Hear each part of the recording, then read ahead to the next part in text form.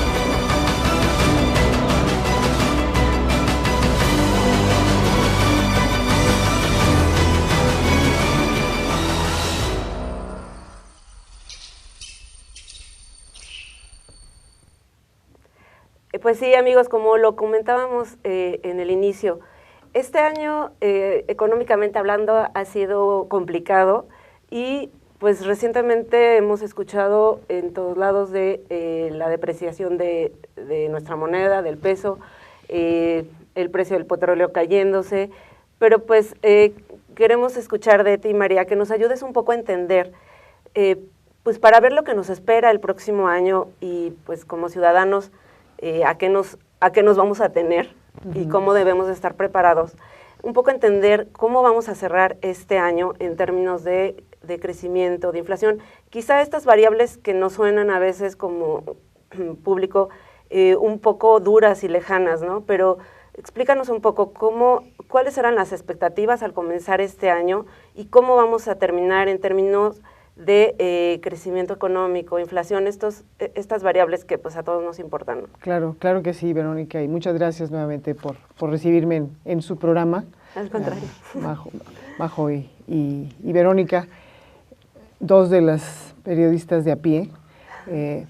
Y bueno, ciertamente esas variables a las que tú haces referencia son los indicadores macroeconómicos que pintan una fotografía de cómo nos hemos desempeñado como economía. Y quiero resaltar tal vez en mi intervención con respecto a, no pinta económicamente bien, pero yo diría, va más allá de lo económico y ahorita incluso la situación se convierte en algo pues más preocupante por lo social. O sea, se nos ha presentado a lo mejor la misma película en muchas ocasiones, se ha comparado en estas últimas semanas esta crisis que estamos de alguna manera encarando con las crisis del 94 y del 2009. Y hay condiciones económicas, por supuesto, hacia adentro y también las globales que nos hacen pensar que son diferentes, tienen cosas en común, pero son diferentes. Pero hablando específicamente del desempeño económico de nuestro país en este 2014, ciertamente estábamos empezando el 2014 con promesas de alcanzar un crecimiento del Producto Interno Bruto alrededor del 4%, 3.7, 3.9 da la misma, era alrededor del 4%, y a la mitad del año, cuando ya se tenían algunos indicadores, sobre todo de la producción industrial, de lo que es los productos de bienes y servicios que impactan en la inflación, que es otra variable que tenemos que tomar en cuenta, pues muchos analistas ya arrojábamos pronósticos no tan optimistas como la Secretaría de Hacienda y Crédito Público se resistía a aceptar o a reconocer a la baja. Estoy hablando de que ya en los meses de mayo y junio ya esas expectativas ya estaban por debajo del 2.5.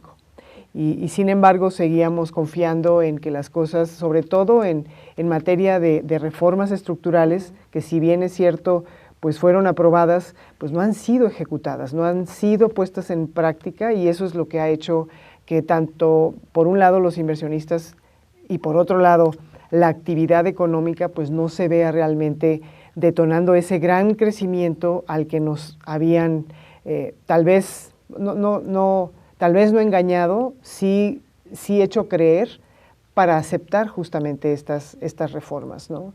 Que podemos debatir y amanecernos si son buenas o son malas. Lo cierto es que las condiciones de nuestra economía interna, del mercado interno, no están dadas para que se aproveche la coyuntura, o no se ha aprovechado en estos últimos meses, y quisiera yo creer que a pesar de una devaluación de nuestra moneda frente al dólar, la baja o desplome en los precios del petróleo cuando pues estamos a razón de $50 por barril, cuando las estimaciones estaban cerca de 100 o $90 por barril, ahí alrededor de esas cifras. Si le sumamos otra, pues la tasa de desocupación tampoco ha sido reducida. En estos momentos es la más baja en los últimos años, pero no lo suficiente para decir que se está cumpliendo con la generación de empleos que se necesitan para que precisamente el dinamismo de nuestro mercado interno pueda tomar el vigor o esa fuerza necesaria para aprovechar el despunte de la economía norteamericana, que sabemos que es es una gran influencia en nuestra economía, pero no nos está agarrando en nuestro mejor momento, ¿no? ¿Y qué está pasando, María? O sea, ¿por qué se perdió o no se adquirió ese dinamismo que era el que nos iba a llevar a ese crecimiento, y el menor crecimiento que tendremos es la tasa? O sea, ¿qué tasa más o menos crecerá la economía? Yo pienso que estaremos alrededor de un 2.1, 2.2, siendo optimista, porque hay quienes andan en 1.9, incluso 1.8, pero las proyecciones que hemos hecho desde el Centro de Investigación es alrededor del 2%. ¿Qué ha pasado? Ha pasado que junto con esas reformas que apuntan a detonar esa capacidad de producir, de ser más competitivos en materia energética, y también incrementando la competencia en un sector como las telecomunicaciones, abriendo los mercados para que pues haya más competencia y por ende el consumidor resulte beneficiado. Lo que ha ocurrido es que la única que ha prevalecido y la que ha cobrado vidas, por decirlo de alguna manera, es la reforma hacendaria, y es una reforma que, lejos de incentivar el consumo o incluso la producción, la ha inhibido. Es decir, los costos de producción son más altos y por lo tanto los precios se encarecen. Al encarecerse los precios, la gente piensa dos veces si aquello que va a adquirir es realmente necesario. Entonces los bienes o el consumo se limita muy en lo básico o en las necesidades que se deben de satisfacer, más allá de bienes de larga vida, ¿no? Entonces, al no haber mercado, no haber ventas al menudeo, las estuvimos viendo a lo largo del año que no despuntaban y no despuntaban. Ni con Buen Fin ni con nada.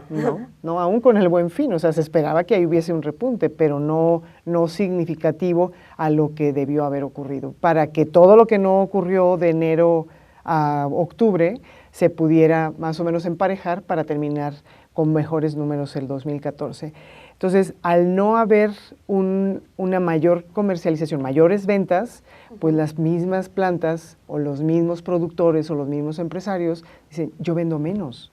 Y eso lo estuvimos viendo a lo largo de los años porque estaban o seguimos a la expectativa para sacar cuentas realmente cuánto es que por un lado, la reforma hacendaria va a incrementar estos costos de producción y nos va a dejar o a mantener en la jugada. Entonces, esas mismas unidades económicas, llámese empresas pequeñas, medianas, grandes, micros inclusive, que es donde está el mayor número de unidades económicas, pues cierran, o sea, al no poder bajar los costos de producción, suben sus costos de venta, por lo tanto los precios se encarecen y entonces venden menos. Al vender menos, tienen que pues empezar, y ¿con qué se empieza? Con el recorte de personal. Al haber más desempleo, pues hay menos consumo, y al haber menos consumo se convierte en un círculo vicioso. Entonces, sí existe todavía la voluntad y el interés de invertir en la economía mexicana, porque tenemos condiciones dadas, tenemos sectores que han sido desarrollados. Un ejemplo es el automotriz, pero también en ese sentido pues está el logístico que apoya por supuesto al automotriz, pero está el de alimentos o de procesado de alimentos o alimentos procesados, ahora el de la aeronáutica, y así podemos continuar. En este momento el sector o las actividades terciarias del sector servicios son los que nos tienen un poco pues con ese temor de que no va a contribuir a ese crecimiento, porque la gráfica o la tendencia va a la baja. Pues al parecer como que están puestas las condiciones, pero a la vez por un lado el factor externo del petróleo y las divisas no lo están poniendo tan fácil. Y también nos gustaría comentar en el siguiente bloque, si te parece, cómo también está afectando el entorno social, ¿no? Un poco el descontento social que hay en el país, por supuesto. Que ya es colectivo, o sea, porque tú y yo, a lo mejor miembros de un grupo de personas, podemos estar en contra de, pero lo que se está observando es ese descontento colectivo que se vuelve, pues, lleva a otro tipo de problemas, ¿no? Sí, que lo comentamos en el siguiente bloque. Que sí.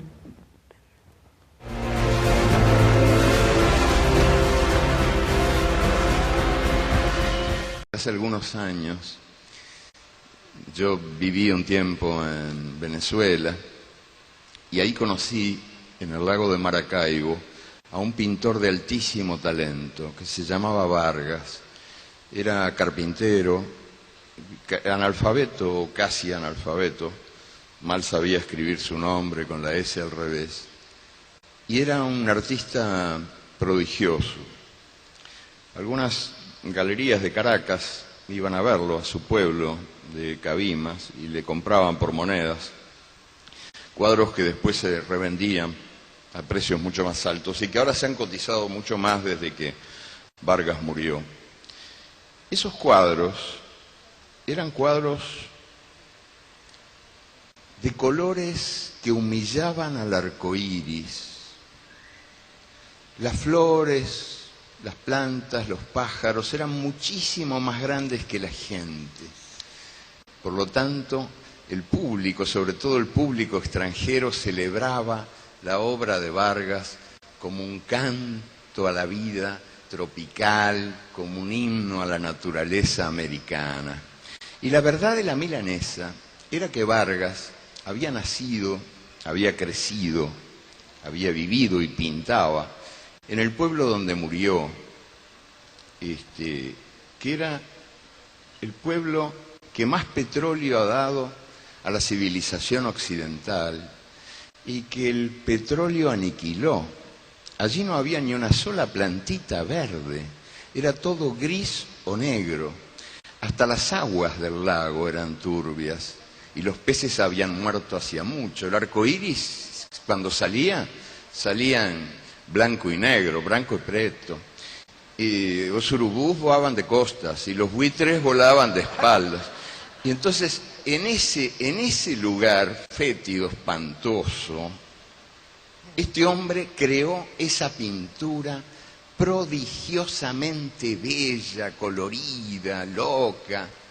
Y yo siempre decía, discutiendo con mis amigos en Venezuela, que Vargas era un pintor realista, porque uno no solo es realista cuando pinta la realidad que conoce y padece, sino que también es realista cuando pinta la realidad que necesita, porque en la barriga de este mundo hay otro mundo posible.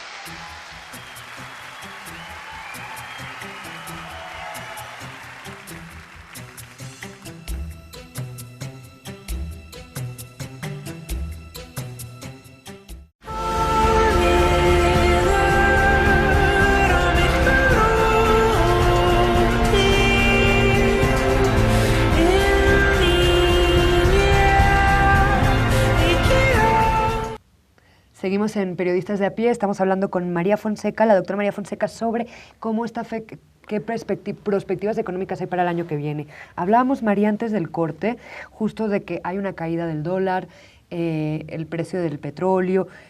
Háblanos un poco, ¿cómo nos afecta como consumidores? Los que nos ven estamos más preocupados por la pequeña economía que las grandes inversiones. El tema de que el dólar esté alto, por ejemplo. Sí.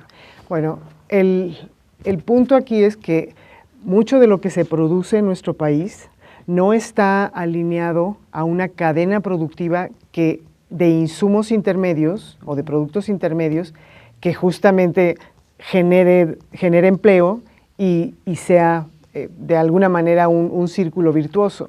Lo que ocurre es que importamos mucho de esos bienes intermedios y eso encarece toda la producción. En lo que aquí se manufactura, digamos.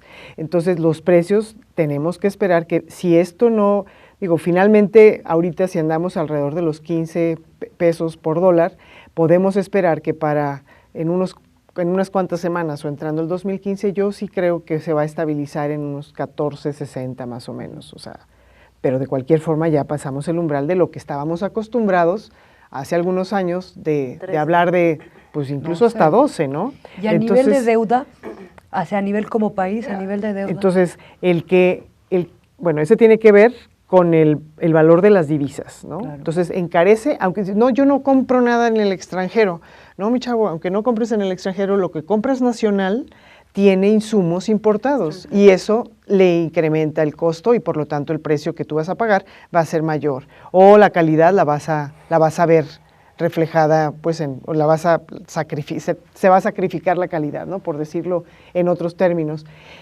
En el tema del petróleo, por ejemplo, la caída en el precio del crudo mexicano y de otras mezclas, no solamente la de México, tiene que ver con la capacidad de ingresos que tiene el gobierno mexicano a través de esa, además de de los impuestos que pagamos todos los mexicanos, pues una gran proporción para poder manejar su presupuesto viene por los ingresos del petróleo.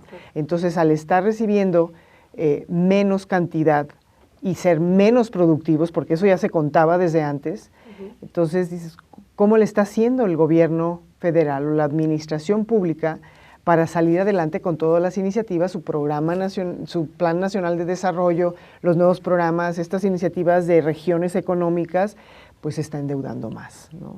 Y ahí tenemos que también tener cuidado, porque si bien hay garantías para el próximo año en el tema del precio del petróleo, pues eso no es permanente. Entonces, simplemente se estará retrasando el efecto o el impacto de este precio que estamos ahorita encarando o teniendo, ¿no? en el mercado internacional. Entonces, sí tiene que existir las otras actividades, no dependiendo de lo que ocurra solamente en el exterior o a nivel global, sino del mercado interno. Y ahí volvemos a insistir en la generación de empleos, en las posibilidades de abrir nuevas unidades económicas, y ahí es donde pensamos que debe de dar marcha atrás en algunas de sus apartados de la reforma hacendaria para que en realidad el empresario, el inversionista, esté dispuesto a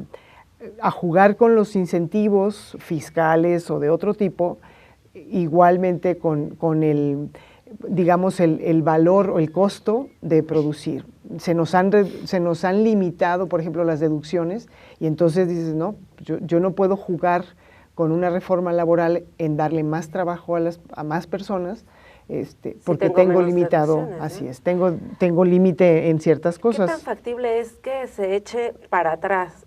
No toda la reforma fiscal, pero ¿qué tan factible es esto que tú dices? Factible es voluntad, no sé si exista, no creo que haya una gran voluntad. Si no hay una gran voluntad en un tema que sale inmediato, que es este tema que sigue en este programa de corrupción, pues no hay voluntad, porque ahí ese es el juego que tienen armado y que no depende de las condiciones externas, sino de lo que ellos determinen. De que lo pueden echar para atrás, no totalmente, sí lo pueden echar.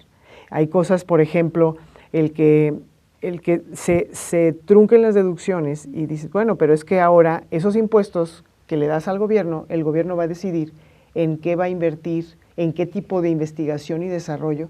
Cuando dices, el que sabe en qué debe de invertirse, en qué tecnología, en qué nuevos equipos, en qué innovaciones, es el empresario, no es el gobierno. Entonces, no tenemos una trayectoria o una historia de desarrollo de centros de innovación, de tecnología, de investigación, como para pensar que lo que no se ha sabido administrar, ahora se va a saber administrar. Porque tienes más recursos o porque le dices, no, es que esos recursos que tú destinabas a algo, yo los voy a destinar. Entonces quiero que me los des, pero ahí quiero que me los des, ¿y dónde está la claridad de cómo los vas a utilizar?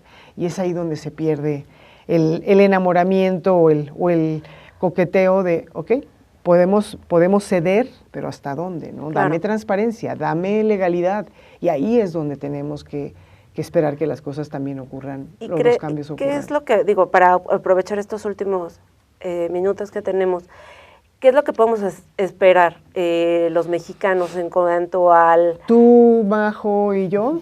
En cuanto a la economía del próximo año, o sea, bueno, hay que tener cuidado en cómo gastamos, y a eso, con eso me refiero a que tratar de reducir nuestro endeudamiento en lo personal, o sea, como consumidores. O sea, veremos, ¿aumentarán las tasas de interés? No solamente eso, sino no se ve claro cuáles van a ser los verdaderos incrementos en sueldos y salarios con toda esta reforma, que tanto le va a sumar la inflación, el panorama en cuanto a tasas de desempleo, en cuanto a muchas otras cosas. Dices, tenemos que pensar en que pueden ocurrir bien las cosas, pero no debemos arriesgar demasiado. No podemos ponerle el freno de mano, por supuesto, pero tampoco soltarlo de tal manera o pensando que estos programas que no han surtido el efecto que se ha venido diciendo, al menos en los últimos meses, vaya a ocurrir en los primeros meses del 2014. Esa historia yo la escucho en el 2013, las reformas van a ser aprobadas, pero no esperen el beneficio en los primeros meses, en el segundo semestre, ¿no? No pasó nada. Entonces ahora estamos terminando un segundo semestre de 2014 y dices, pero no es el primero. En el primero no voy a gastar tanto, pero en el segundo sí me lo voy a gastar lo suficiente. Entonces, María, hay que ir con cuidado. Para ir terminando, ¿cómo ha afectado también en este no crecimiento, cómo ha afectado la crisis social a la que estamos asistiendo? Pues que hay un descontento, creo yo, que lleva a tener miedos. O sea, el no querer participar o el no quererse quedar fuera, o sea, las dos posturas, confrontan los diferentes grupos sociales y bueno, si tú le preguntas a estudiantes, o sea, están en contra de muchas medidas y tal vez son incentivados pues por una serie de digamos, revoluciones sociales y perdemos el foco en lo que tienen que estar haciendo los jóvenes ahora, ¿no? O sea, tendrían que estar en las aulas, no tendrían que estar manifestándose y haciendo cosas que solamente les quite el tiempo para hacer lo que deberían de hacer. Si le preguntas a los empresarios están están cansados, están molestos Desmotivados. porque no se les escucha o sienten que no son escuchados. Grandes corporaciones están recortando personal y eso es la respuesta de no encontrar eco en las peticiones. O sea, dame chance. O sea, estoy de acuerdo en la recaudación, estoy de acuerdo en la formalidad, pero siempre han sido los mismos Los que están pagando. afectados, y entonces ahora me dices pues que te tengo que pagar más, pero no haces nada con lo que nunca se ha pagado, ¿no? ¿Cómo les Entonces, afecta la corrupción? ¿Cómo? ¿Cómo les afecta la corrupción a ellos? Pues sumas más partidarios o a veces, desafortunadamente, lejos de contribuir con mejores prácticas empresariales, haces que muchos empresarios decidan pagar para que los protejan cuando eso es una función de gobierno. Y entonces, y hablo de pequeños empresarios, no de los grandes empresarios, que también tienen altos costos de seguridad para mantener la seguridad que tienen o que necesitan. Pero en los pequeños, o sea, a veces terminan cerrando porque no los dejan operar. Entonces, ¿dónde están esos grados de corrupción? En todos los niveles. O sea, nadie se escapa, ¿no? Ese es a nivel delegacional, municipal, estatal y por supuesto, pues a nivel federal, ¿no? No hay duda de ello, o al menos lo que se ve en la opinión pública es que estamos impregnados, ¿no? Y es lamentable porque estamos perdiendo creo yo todavía una gran oportunidad de demostrar que están las condiciones Para hacer las cosas de otra manera también. Así es, tener una mejor condición para Pues, todos. Gracias, María, por acompañarnos de nuevo en el programa y quizá las perspectivas no son tan positivas. Pero hay que entrarle con el mayor optimismo y haciendo, no te rías, Majo. O sea, es la verdad, ¿no? O sea, dices, híjole, esto está del nabo. No, o sea, está complicado. Es como, ¿eso está difícil o eso es un reto? Entonces, invitemos a que es un reto. O sea, no está sencillo, pero claro que hay muchas cuestiones desde el punto de vista social, desde el punto de vista económico, desde el punto de vista ciudadano, que tenemos que seguir denunciando para que esto cambie. Claro. Y para que ese aunque sea pequeño crecimiento, pero llegue también a los más desfavorecidos. Por supuesto. O sea, si hablamos de crecimiento del PIB y no ves desarrollo, es un fracaso, ¿no? Claro. Y eso se observa en lugar de reducción de esa brecha entre los más y los menos favorecidos, en lugar de irla achicando, se va ensanchando. Y eso es un reflejo de que no estamos haciendo bien las cosas, pero todas las partes de la sociedad. Bueno, gracias, María, y espero que podamos tenerte el próximo año y felicidades. Igualmente a ti y a todo el auditorio. Amigos, regresamos para el siguiente bloque para hablar precisamente sobre corrupción. Híjole.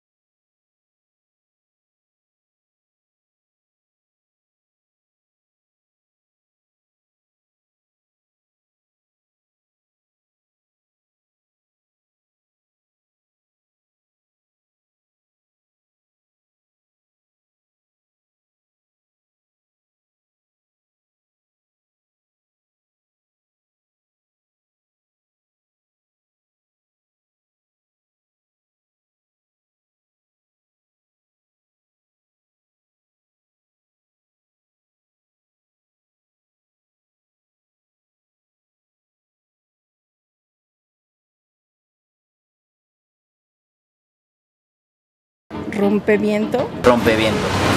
¿Rompe qué? Pues algo que transgrede, ¿no? Romper esquemas, ¿no? Ir a la contra. No sé, ir a la contra del viento, de la corriente. Pues es que hay muchos significados, ¿no? Puede ser pues, rompevientos, pues... Es aire en movimiento. Pues algo que corta el aire.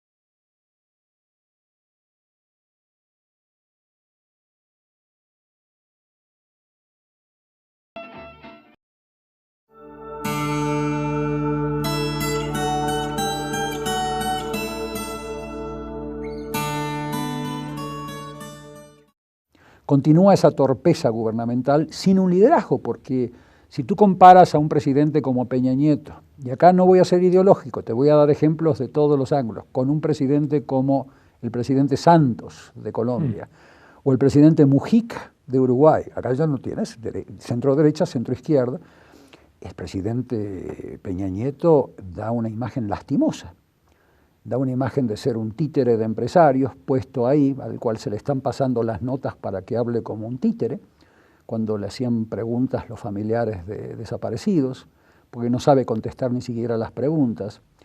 El presidente Peña Nieto es un símbolo de la impotencia del Estado, no es un símbolo de ningún tipo de poder ejecutivo.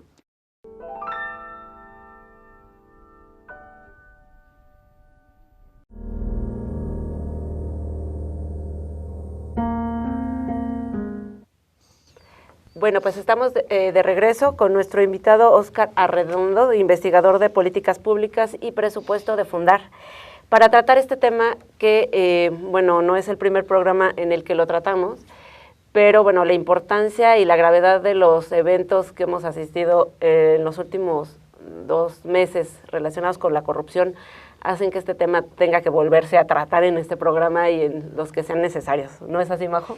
Sí, además, de hecho, el año que acaba ha estado marcado por reformas en el Congreso, reformas económicas, y las del año que viene tienen que ver, pues, está muy próxima la aprobación, la discusión más bien de la reforma anticorrupción, y justamente en eso, en un contexto donde tenemos una esposa presidencial que tiene una casa de uno de los mayores contratistas, un secretario de Hacienda con otra casa que también es a nombre de este mismo contratista. Pues esta ley, necesitamos más que nunca esta ley, ¿no? O sea, se está volviendo algo como que la realidad está gritando, o sea, está gritando o está saliendo por las coladeras esta corrupción, y que se hace cada vez más importante esa reforma que prometió Enrique Peña Nieto y que hasta ahora sigue deteniéndose por X o Y. ¿Tú qué opinas, Óscar, y qué nos puedes decir respecto a este momento en el que vivimos? Sí, definitivamente, gracias por invitarme.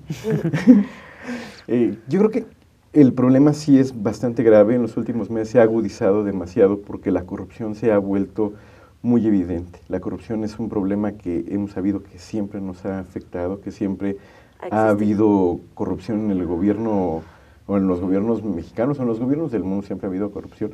El problema es que hay muchas oportunidades para cometer corrupción y hay muchas lagunas legales, muchos vacíos, muchas instituciones que supuestamente están para la transparencia, para la rendición de cuentas, la fiscalización, la evaluación de los recursos públicos, pero todas están fragmentadas entre sí y además hay grandes problemas en el uso de recursos públicos que son estructurales, que no se están tocando en las reformas y que, por ejemplo, los contratos de infraestructura pública, el gasto federalizado, el gasto que la federación da a los estados y a los municipios, y bueno, hay un sinfín de problemáticas en la ley que generan todo un marco de impunidad. Entonces yo creo que este marco de impunidad es tan grande que les generó demasiada confianza, ¿no? Que lo hacen tan descaradamente. Y entonces, pues sí, empiezan a redefinir el cinismo, ¿no? O sea, yo creo que ya el cinismo tiene una connotación mucho más amplia, porque lo que está pasando es que estamos siendo testigos de cómo un contratista del gobierno federal transfiere bienes inmuebles a los servidores públicos que a la vez lo hacen ganar licitaciones. Estamos hablando de Grupo IGA. De Grupo IGA, sí, y esto trasciende la nota periodística, porque entonces llega un punto en donde la investigación es aceptada por los miembros del gobierno y empieza a haber una justificación que termina siendo una burda justificación que amplía las dudas y por lo tanto amplía el problema y por lo tanto amplía la urgencia de combatir la corrupción. Entonces, este problema de Grupo IGA, pues altera muchos sectores económicos y muchos sectores sociales, porque no solamente nos afecta a nosotros como personas que pagan impuestos y que nuestros impuestos no se ven reflejados en nuestro beneficio, sino en el beneficio de un pequeño grupo de personas.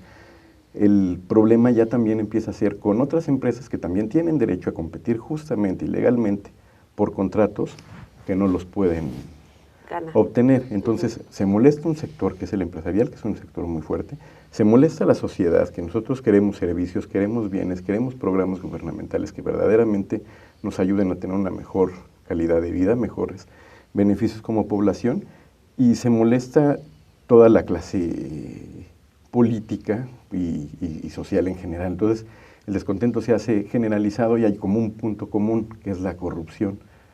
Entonces, la reforma es eminente, debe ser eminente y es sumamente urgente, pero el problema es qué incentivos tiene realmente el gobierno para combatir de manera frontal la corrupción. Claro. Entonces, lo que vemos es una serie de iniciativas, son distintas todas, unas tienen planteamientos muy inteligentes, muy interesantes, y otras tienen planteamientos verdaderamente de risa, de simulación, como este último que se discutió en la Cámara de Diputados, que no se aprobó, que es el de la Comisión de Puntos Constitucionales, en donde plantean la creación de un sistema nacional de integridad pública que tendría un consejo, y ese consejo estaría presidido por el presidente, cuando el presidente es el personaje más relevante que está siendo señalado por actos de corrupción. Entonces, pues la verdad es que es un sin propósito y un despropósito y hasta es un poco cómico. Cómico, sí, genera hilaridad. Ustedes como Fundar y otras organizaciones civiles, cada quien desde su posición, digamos, más ideológica, pero han hecho una propuesta de crear un sistema nacional anticorrupción directamente. Sí. ¿En qué se basaría este sistema para que tenga éxito? Pues mira, yo creo que primero este Sistema Nacional Anticorrupción no es una propuesta de la sociedad civil, es una propuesta que creó el PAN.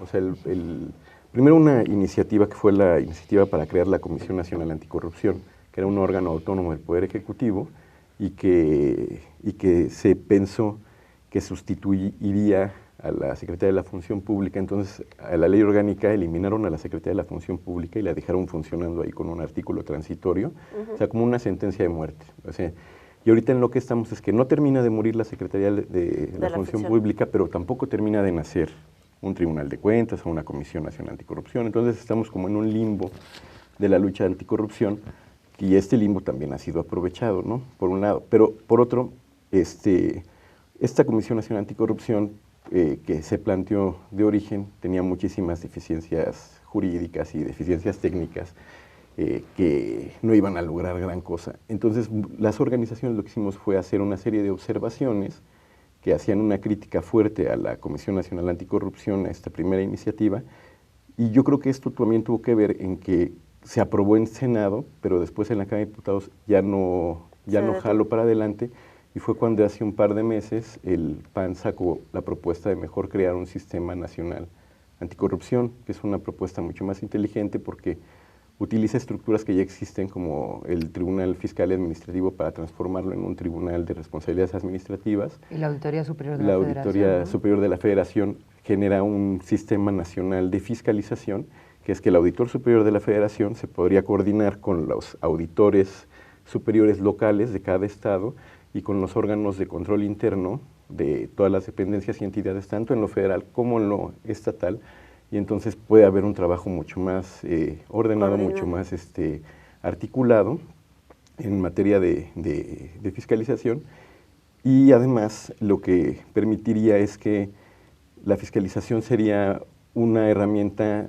que se utilizara en tiempo real, porque ahorita, por ejemplo, se va a acabar 2012, y ahí más o menos por marzo van a empezar. 2014. Es que estoy hablando de fiscalización y, por ejemplo, ahora en 2014 se presentó la cuenta pública de 2012, la revisión de la cuenta pública de 2012 por parte de la Auditoría Superior de la Federación. Entonces, bajo este esquema, el informe de la revisión de la cuenta pública de 2014 se conocería hasta febrero de 2016. Claro. Que ya se nos habrán olvidado. Sí, le pasa como ahora con oceanografía, ¿no? Pero que finalmente se le impone, o sea, hasta dos años después, se le impone una multa al empresario totalmente irrelevante comparado con el beneficio que sacó de esa corrupción, ¿no? Claro, por supuesto. Y entonces, o sea... Estos problemas iban a desaparecerían al reformar la Constitución en los artículos de la Auditoría Superior de la Federación, en donde quitarías estos principios de anualidad y de presentar 2 años después y presentar todo un informe de 1.200 auditorías en un solo momento, y lo que planteaban era que se estuvieran presentando informes en el momento, mientras vayan saliendo, y se empezaran las acciones legales mientras vayan saliendo. Una muy buena propuesta, que además es una obligación de hacerla, porque los transitorios de la Ley Orgánica de la Administración Pública Federal ya hablaban de la creación de esta propuesta.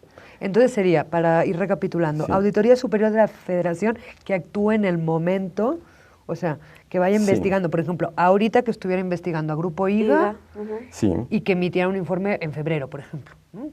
Que pudiera emitir un informe dentro del año siguiente de la fiscalización, pero dentro de ese año, y que pudiera iniciarse acciones legales a partir de que el informe se presente, se haga público. Ok, ¿un tribunal? Un tribunal de cuentas, que es una figura que existe en muchos países, que castiga a irregularidades graves en el manejo del gasto público y irregularidades graves relacionadas con materia de corrupción. Ok. Por ejemplo, para que ahora no pase lo que digan que no es un conflicto de interés el tema de la Casa Blanca, de Angélica Rivera. Ajá. Para que... O sea, que haya alguna instancia especializada que pueda determinar si es o no es. Sí, tendría que haber esta instancia especializada, pero por ejemplo, aún con las instancias se requieren reformar leyes, porque las leyes no te permitirían, por ejemplo, si ahorita quisieras investigar la Casa Blanca y las relaciones de Grupo IGA con Angélica Rivera o con Enrique Peña Nieto, con Videgaray, pues ellos son servidores públicos, no solamente del gobierno federal. Este esquema de Grupo IGA, que está haciendo obras de infraestructura pública, estaba dentro del Estado de México, donde también era secretario de Finanzas Videgaray, donde el gobernador era Enrique Peña Nieto. Entonces, si tú quieres indagar en esos contratos, es probable que las autoridades te pongan límites y esas acotaciones para poder indagar sean completamente legales, porque te van a decir, es que ya se cerró la cuenta pública, ya se revisó, no se encontraron irregularidades, o sea, hay un montón de trabas para poder acercarse a informes de esa gestión. Luego, dentro de esta gestión, por ejemplo, pues el presidente no hace licitaciones, ¿no? Y el propio secretario dijo, pues yo no hago licitaciones. Pues no, pero tienes una sobrada influencia dentro de las decisiones que se toman en este gobierno, ¿no? Pero no está previsto una responsabilidad administrativa de ese tamaño, que se asemeje con el conflicto de interés. Y yo creo que mucho tiene que ver con esta necesidad de estar buscando la tipificación exacta de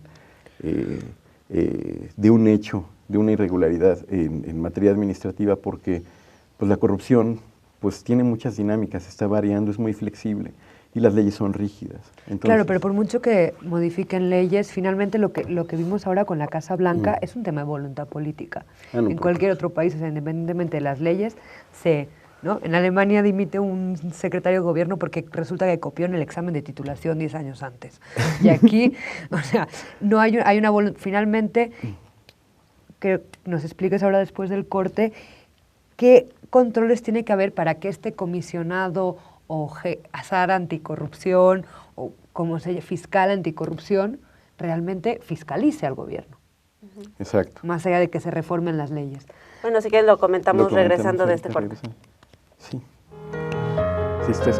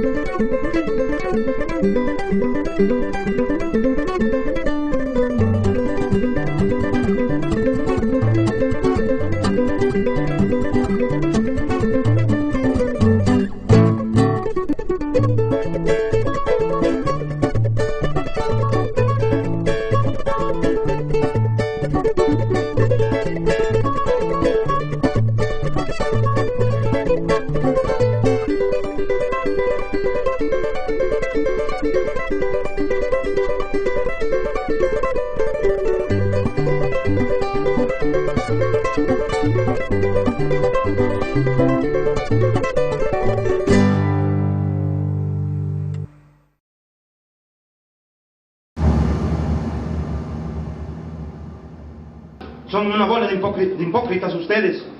Entréguenos con vida a nuestros compañeros, a nuestros hijos, porque estamos cansados. Pónganse en lugar de una madre de familia, de un padre de familia, de un compañero de estudiantes, que no dormimos. Estamos cansados de la mentira de ustedes, no estamos cansados de andarlo buscando. Les exigimos a los senadores, a cada uno de ellos, que ya basta de tanta mentira. Ellos saben bien lo que era Aguirre, lo que era Barca. Sabían bien la matanza que hicieron en Aguas Blancas y en Acapulco. Entonces nosotros ya no queremos que jueguen con nosotros los sentimientos. Sabemos que estamos enfrente de ustedes cuando son el mismo gobierno y bola de corruptos. Es lo que son. Y queremos una respuesta ya.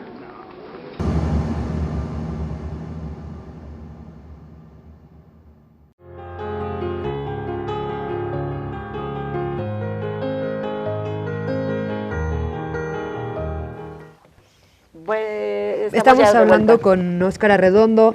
Óscar nos está explicando un poco cuáles algunas de las demandas para esta nueva ley contra la corrupción que se está debatiendo pues ahora en el Congreso y se seguirá debatiendo en enero, en febrero, en los próximos meses. Una auditoría superior de la Federación más eficiente que realmente pueda impulsar procesos legales, un sistema nacional de fiscalización, un fiscal anticorrupción, un tribunal de cuentas. Sí, el punto del fiscal anticorrupción.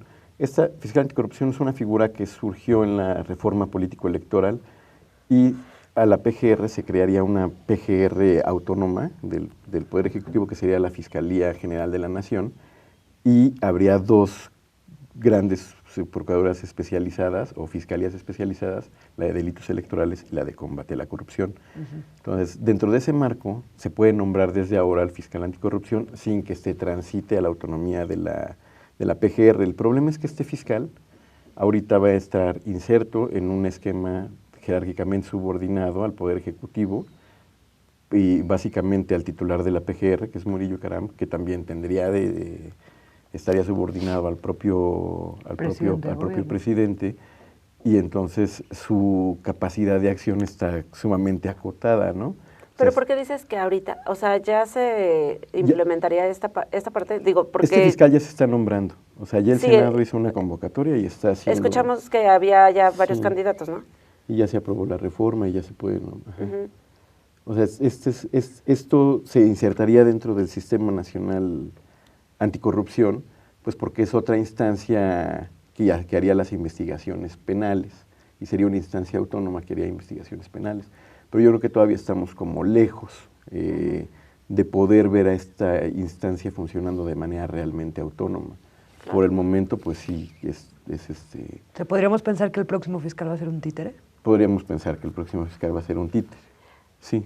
Sin embargo, lo que viene ya para el próximo periodo ordinario de sesiones, que creo que es en febrero, sí, sería ¿qué es lo que van a votar? Lo que van a votar es la reforma que metió la Comisión de Puntos Constitucionales en la Cámara de Diputados, que sí incluye un tribunal de cuentas.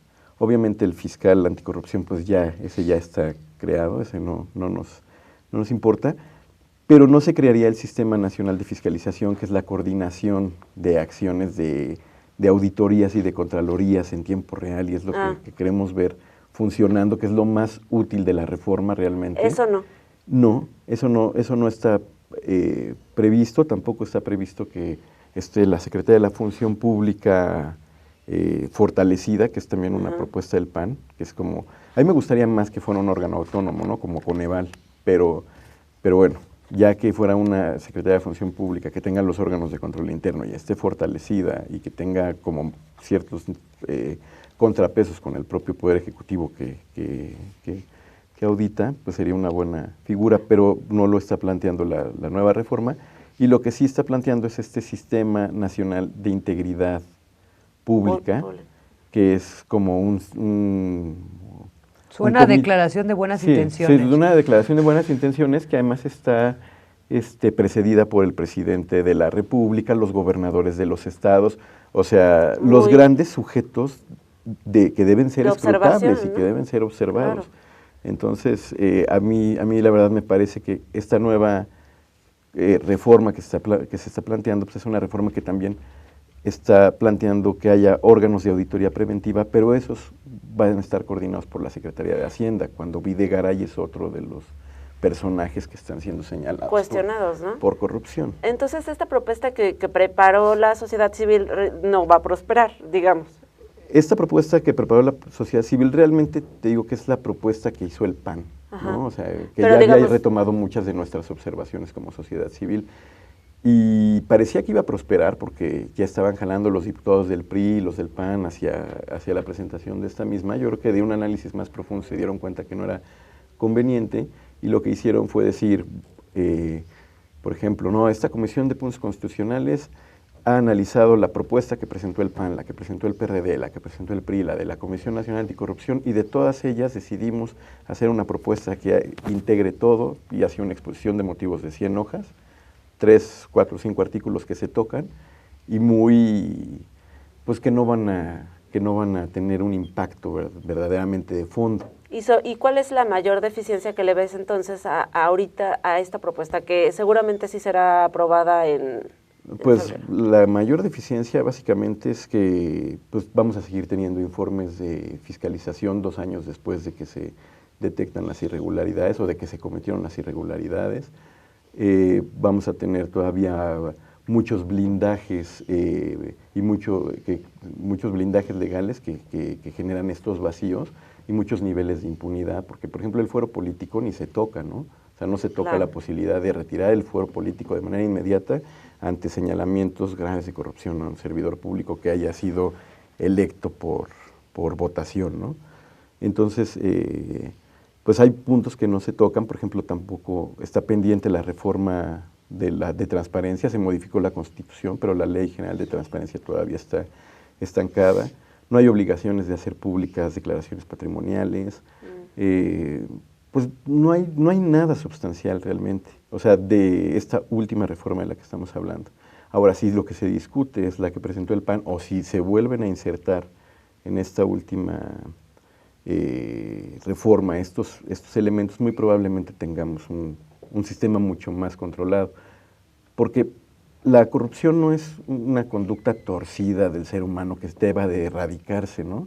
Sino es una serie de oportunidades para cometer, pues para desviar recursos públicos para beneficios personales, ¿no? Entonces, el cierre de esas oportunidades, pues sí requiere de un análisis minucioso de la ley y ver en dónde se están yendo. Y claro, pero no hay incentivos para hacerlo realmente, ¿no? Sí, no, pues por ellos son los que hacen la ley, y son los que son mayoría en el Congreso, y son los que van a seguir gobernando de aquí a 6 años.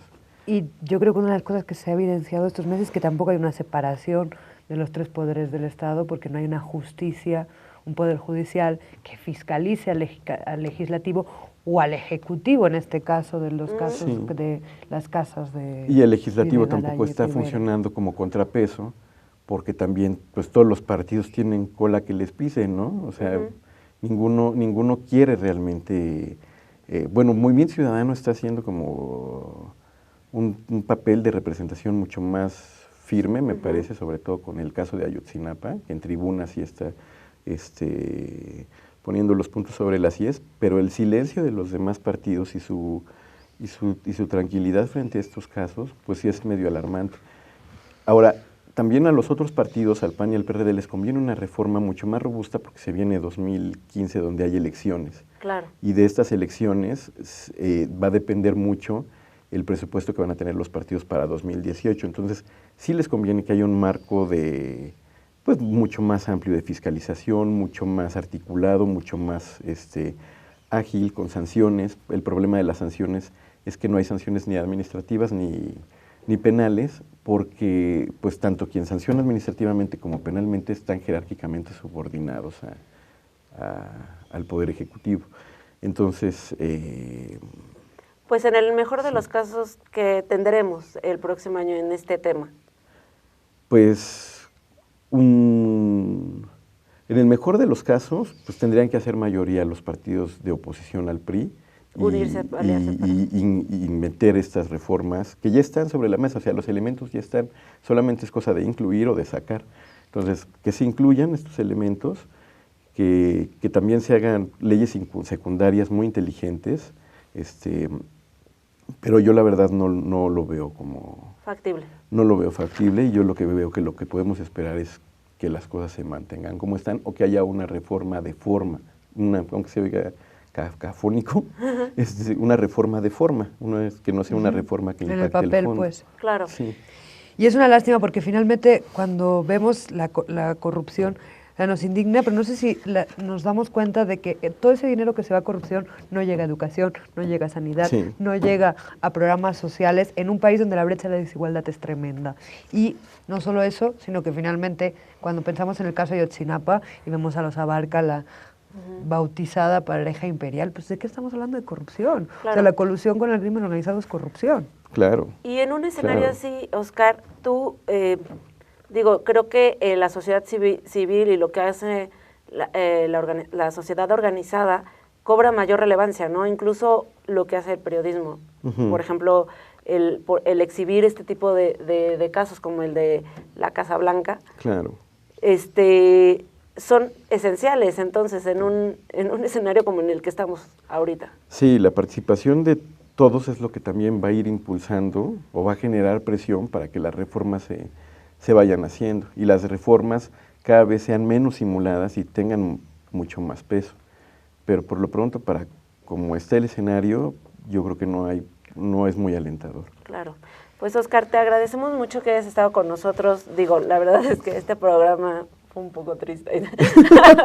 No, pero bueno, esperamos que para cuando te invitemos el próximo año sea para comentar que lo que se aprobó fue la mejor opción, ¿no? Claro. Para que teníamos como iniciativa. Y mientras que eso nos sirva para seguir indignados, y aunque sí, ya vienen las fiestas, que mantengamos la presión al máximo, ¿no? Máximo. No bajar la guardia. Sí, es que a nosotros nos toca cambiar las cosas, ¿no? También no haber voluntad política, y entre más personas salgan a la calle, más personas compartan las cosas que están sucediendo, más se exhiban, pues más pronto vamos a poder ver cambios. Claro. Pues buenas noches, muchas gracias. Muchas gracias, Oscar. Y muchísimas gracias a todos por su presencia. Les deseamos muy feliz Navidad y feliz Año Nuevo. Gracias.